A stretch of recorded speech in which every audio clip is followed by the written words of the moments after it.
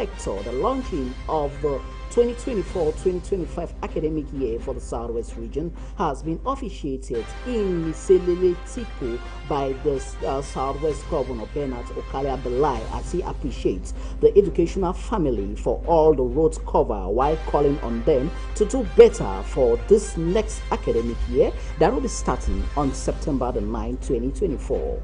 And over to sports, the Nawiwi Boya Urban Interquarter competition by Honorable Malumba Esembe closes in style at the Boyatown Green Stadium, while the cup donor encourages living together throughout the competition that just ended in the town of Boya. Hello there, those were major stories. Good evening to you all. This is High Prime of Tuesday, the 28th day of August 2024, the 27th, of course. We move on to the first story of the day. That is the launching for the 2024-2025 academic year for the Southwest region has taken place in one of the leading secondary colleges in the town in Cameroon by the Southwest Governor Bernard Okala Abilai. This took place in Miselele Tiku as he called on the educational stakeholders in the region to be more committed in combating absenteeism at all levels, while reminding teachers of non-functional schools to adhere to the proposition of Secondary Education Minister Nalova Lyonga's advice, who beckon on them to report on such instances to their various local appropriate quarters. This ceremony took place today in the town of Tiku, Miselele to be precise, as our newsroom reporter will be filing in the various stories. Now let's take a listen to the Secondary Education Regional Delegate for the Southwest region, Dr. Hanambwa Etonde, who spoke to Alice Lekeliengu Ekome over there in Miselele. Amongst the many innovations that the Ministry of Secondary Education has brought up, we all know that for years now, children who attend secondary school, public secondary schools, they pay fees through electronic methods. And this year will not be different. The minister has announced that schools can now open their doors and start to admit children and ask the children to pay fees. Let principals ensure that their bursars do not collect money, that people should follow the electronic methods in paying their fees. And for those who are in examination classes, they should remember that for all examination structures, payment for registration for exams is paid electronically. They should do that. And now the minister has come up with the unique identification. The unique identification is a code, a number that is given to a student. And that student uses that number for everything that has to do with academics throughout his or her stay in the secondary school. Many persons are asking that what about if a child is in a public school and transfers to a private school? The number goes with the child because it's a unique identification. So whether the child is in private school or a public school, once the child has that number, the child uses the number for registration of exams, for FINASCO, for payment of fees, and for everything from 1 through upper sixth. And we think that we have to thank the Minister of Secondary Education for being so innovative, because that is going to help not just the children, not just the school administrators to ensure that their records are clear, but it's going to help even the parents to follow up their children. It's a wonderful innovation, and we want to say thank you to the Minister. We also know that over the years, 4 or 5 years today, even 6, we've been talking about teaching and learning by competency-based approach. We've been talking about pedagogy through competency-based approach. But the report cards that these children take home really does not show the parents the skills, the competence that these children have, acquired in schools. And so this year, the Ministry of Secondary Education has come up with a new format of reporting children's performance that will be able to explain to the parents the exact skills at all levels every term, the exact skills that children have acquired in school, and whether they have acquired the skills very well or averagely well, or they did not acquire the skill at all. And so all of these innovations are just wonderful, and they're thanks to the one that we have at the head of the Ministry of Secondary Education. And from education, we move on to elections. Barely few days to the closure of the electoral calendar as stipulated by the law that will be closing this 31st day of August 2024. Militants of the Cameroon Party for National Reconciliation (PCRN) of Honorable Cabral Ibri embarked on a massive voters registration sensitization campaign in the Simbok neighborhoods of Yaoundé 6 subdivision as they encourage all inhabitants in Simbok and across the Yaoundé 6 subdivision to make sure that they make hay where the days are last, so as for them to go registered on the various various points of registration. This gesture was highly appreciated by city dwellers in the city of Yaoundé as they say it's time to make a change in the Republic of Cameroon. More on that with the following story. The Cameroonian Party for National Reconciliation (PCRN) of Cabral Ibri is galvanizing potential voters to inscribe their names on the electoral register as ELECAM will be closing the register by the 31st of August 2024. In the Simbok neighborhoods of the Yaoundé 6 subdivision, they are all out for a proximity campaign to educate, encourage and sensitize all to participate in the electoral process. From public spaces to door, they were all appreciated by many. To register as to elect the different personalities in the Republic is very important as people are sleeping, whereas it is not time to sleep, as when they gave me the handbill, I immediately called on my wife such that we both could go and register. With change of any country being through the ballot box, many say they want to be amongst those who will make the change happen by casting their votes. This campaign is tied to an effective voters registration process as the deadline for August draw near. We are estimating some 350 families who were sensitized on voters registration as they all welcome the idea.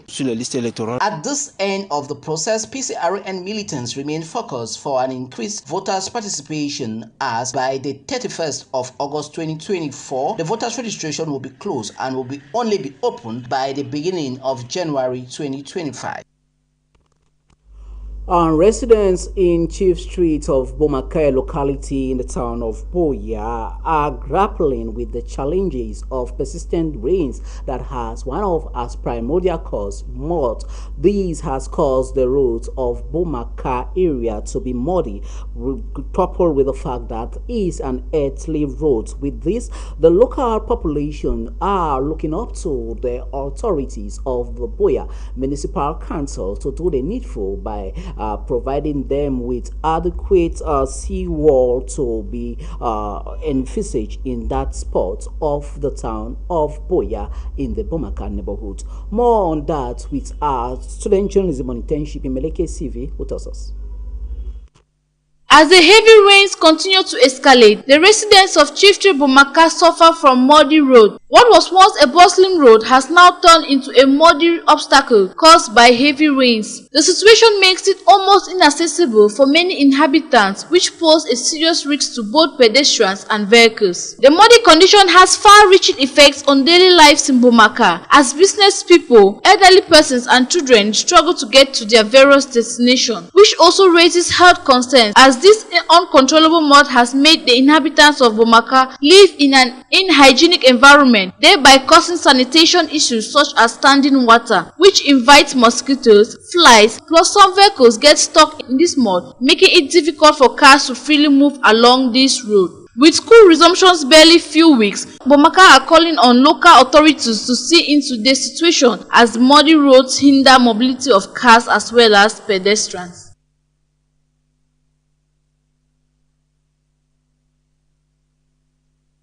And we remain still in the town of Boya. This time around, we'll be talking tech. A 48-hour hackathon competition has kick-started in the town of Boya. This was during the day one of the exercise of the Cameroon International Tech Summit that is currently unfolding in the town of Boya. This 1 week long of activities is coming to the town of Boya after the set engagement has been across the 9 other regions of the country with the prime objective initiative to set for youth and tech enthusiasts to the brighter side of life, so as to put them at the pinnacle point of their career, as cash prizes that varied from 1.2 million CFA francs and right up to 600,000 CFA francs is to be distributed to the different winners. More on that in the following story. After their much far presence across the 9 regions of Cameroon, the Cameroon International Tech Summit is in the southwest regional capital of Buea for the Innovation Week. To find these young people, 2, to work with them to develop innovative solutions, and 3 was to show them in front of policymakers who make decisions about digital technology in Cameroon. And for us, what we want to see is young people who can dream, we can visualize a possible future of creating companies, digital companies, becoming entrepreneurs. With young people who are mostly predominantly active personalities at the helm of innovation and solutions, the Cameroon International Tech Summit hopes to use this opportunity to put them at the pinnacle of success. I believe that Buea is a city that has 2 things. 1, a very high number of creative young people in music, art, fashion, design, and it has a very high number of technology geniuses, people building technology products and all of that. And for us, it was how do we use these strong points and find ways that these 2 industries, the creative industry and the technology industry, can work together, can innovatively collaborate to create impact in the creative industry to boost cultural export. With the gathering of 125 youth and 25 teams into the tech sector will be gunning for the varied cash prizes as stipulated. First prize is 1.2 million francs CFA. The second prize is 800,000 francs CFA. And the third prize is about 600,000 francs CFA. The special prize for women is about 250,000 francs CFA. This is what we'll be awarding to the winning teams here at Buea Innovation. With the creative and technology industries that are being key to the growth of Cameroonian economy, the different teams will be having a 48-hour hackathon session where a remarkable solution will be provided for the best team will be competing at the national level for the competition in Yaoundé, slated for the month of October 2024.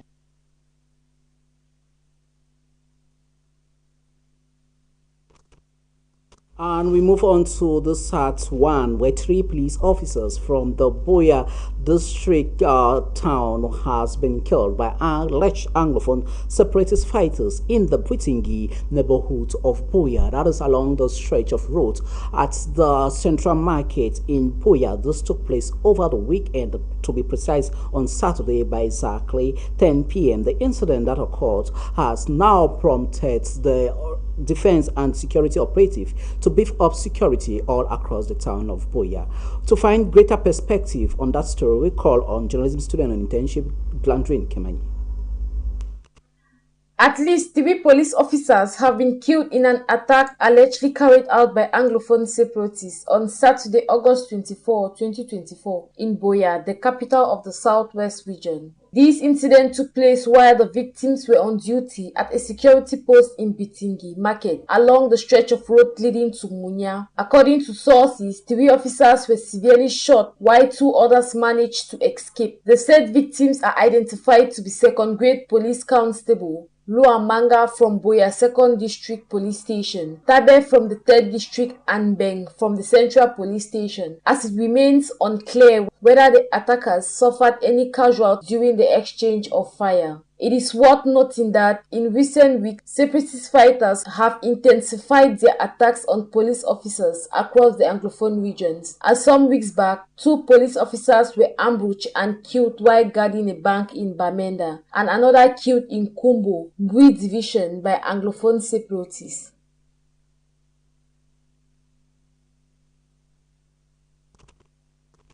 If you are just joining us, you are watching High Prime, and we are beaming live from our new studios here in High Television.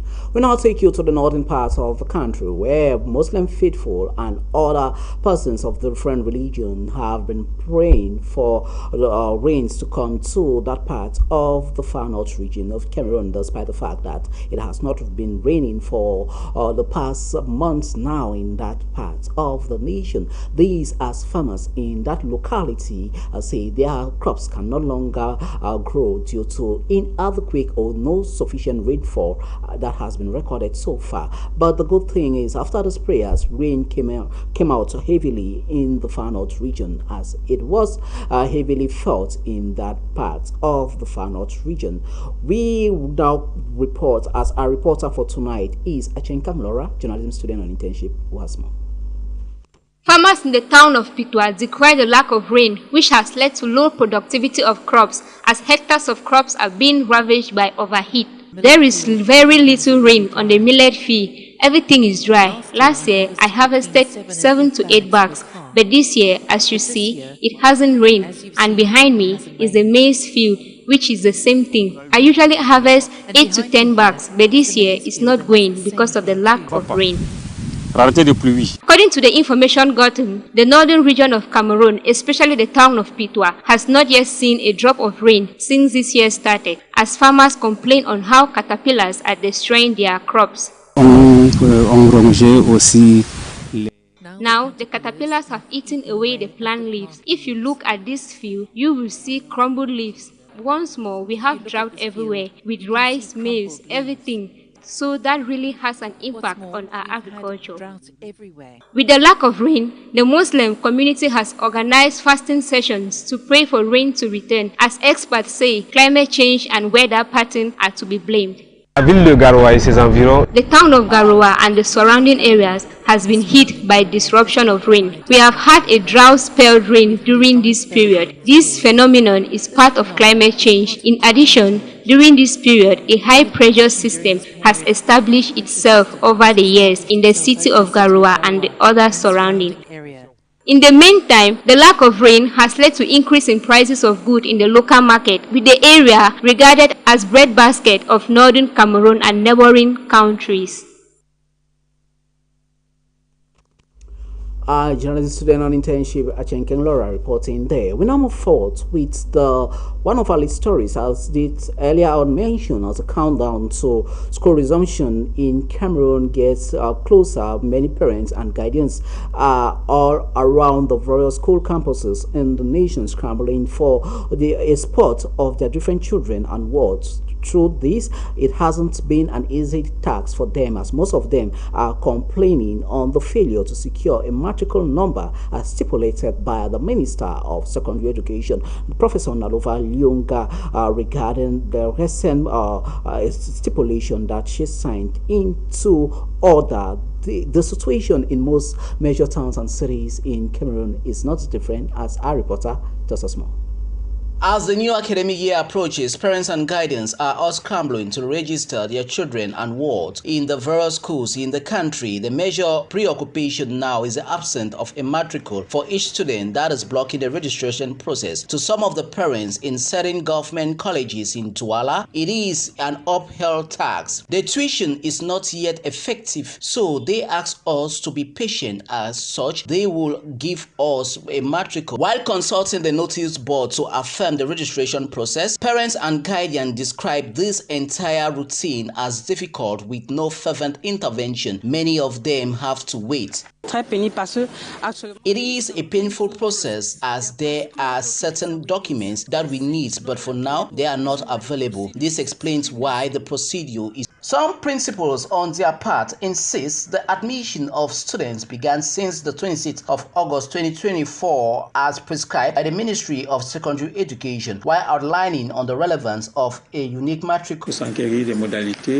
Going by the modalities for an effective school resumption, we have to encourage inculcate a unique matricule for the students in order to facilitate the process. At GHS Daido, the scenario is even more different to fish out parents conducting subdue registration process. It was the same scenario that prevailed in most secondary schools. To some parents, this is as a result of raising of funds so as to make sure that they can get their children registered. We're on to our sports page for tonight. The Boya City Driver FC has been crowned champion of the Nawiwi Football Boya Urban Football Competition. These as they beat Long Street FC in a 3-2 in a crucial finals that was played over the weekend. That was on Sunday at the Boya Town Green Stadium.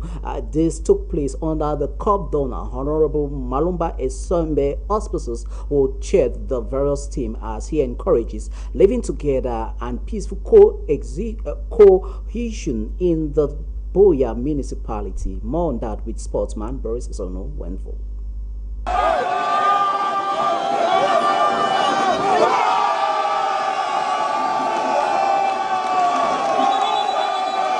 That was the atmosphere as the Nawiwi Football Tournament, an initiative aimed at promoting voter registration and fostering peaceful coexistence amongst communities, came to an end. The tournament, which brought together 16 teams from various neighborhoods, saw Boya City Drivers FC crowned champions of the maiden edition. The final, held on Sunday at the Boya Municipal Stadium, saw Boya City Drivers FC picking up a 3-2 victory against Long Street FC after an intense battle. The final drew a large and enthusiastic crowd, showcasing the power of sport to unite people from different backgrounds. The tournament, which lasted for some 3 weeks, saw intense competition amongst the participating teams. The opening goal for the game came just 9 minutes into the encounter as Kini Brutus made it 1-0 for Long Street. That goal, however, reignited Boya City Drivers FC, who equalized 15 minutes into the game through Obi Esomba. At the 22nd minute of play, Robert Konei gave Long Street a 2-1 heading into the second half. Meantime, in the second half, it is Obi Esomba who equalized for Boya City Drivers FC. And the winning goal came deep into the second half through Bright Esomba as Boya City Drivers FC picked up the title. Organized by the Honorable Malumba Isembe, the Nawiwi tournament was part of a broader campaign to increase voter registration ahead of the close of the voter register. The objectives that we set out to achieve are 3 number. The first, to promote social cohesion, bring together the communities that make up our constituency, break barriers, build bridges, build harmony. That was the first. Second objective was to engage people to understand their civic duty. So you saw us doing plenty of talking and awareness-based about voter registration. And we thank God for Aneka, who accompanied us through this event with voter registration.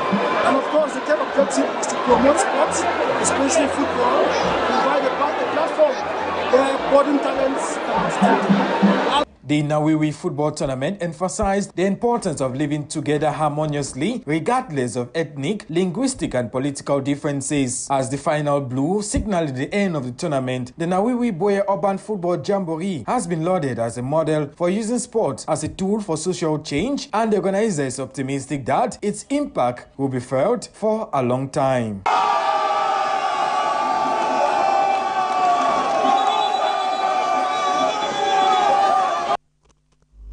And with that sports story from Boris Isono Wenfo, this is what concludes tonight's news package. High Prime of Tuesday, the 27th day of August 2024. Thanks so much for the privilege of your company, as Uncle D Man will be here with the news in the Pidgin language at exactly 9 p.m. For me and the entire crew, will be back tomorrow. Same time, same station, 8 p.m. High Television. Good night.